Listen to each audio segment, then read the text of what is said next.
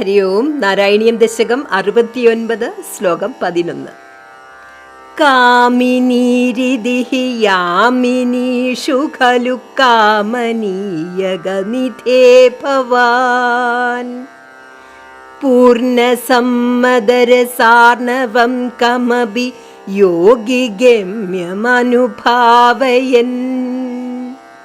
ബ്രഹ്മശങ്കരമുഖാനപീഹ പശുപാങ്കനാസു ബഹുമാനയൻ ഭക്തലോകഗമനീയ രൂപ കമനീയ കൃഷ്ണ പരിപാഹി മാം.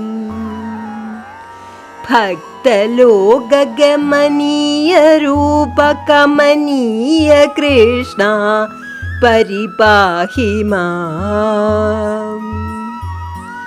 11ാം ശ്ലോകത്തിൽ ഭട്ടതിരിപ്പാട് ഭഗവാനെ അത്യന്ത സുന്ദര രൂപമുള്ളവനായി വിശേഷിപ്പിച്ചിരിക്കുന്നു.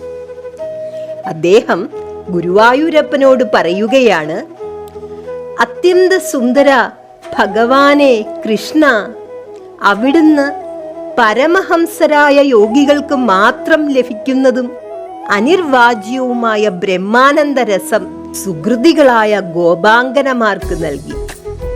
അനേകം ജന്മങ്ങൾ ഭഗവാനെ തപസ്സു ചെയ്താൽ ലഭിക്കുന്ന ബ്രഹ്മാനന്ദ രസം ഗോപികമാർക്ക് നിസ്സംഗമായ ഭക്തി കൊണ്ട് ലഭിച്ചു. ബ്രഹ്മാവ്, പരമശിവൻ തുടങ്ങിയ ശ്രേഷ്ഠരായ ത്രിമൂർത്തികൾക്ക് പോലും അവരോട് ബഹുമാനമുണ്ടായി. ഭക്തന്മാർക്ക് മാത്രം മനസ്സിലാക്കാവുന്ന സുന്ദര രൂപമുള്ള ഭഗവാനെ, അത്യന്ത സുന്ദര ഭഗവാനെ കൃഷ്ണ, അങ്ങീ ഗോപികമാരെ അനുഗ്രഹിച്ചതുപോലെ എന്നെയും അനുഗ്രഹിക്കണമേ, സംരക്ഷിക്കണമേ. കൃഷ്ണ ഗുരുവായൂരപ്പ ശരണം.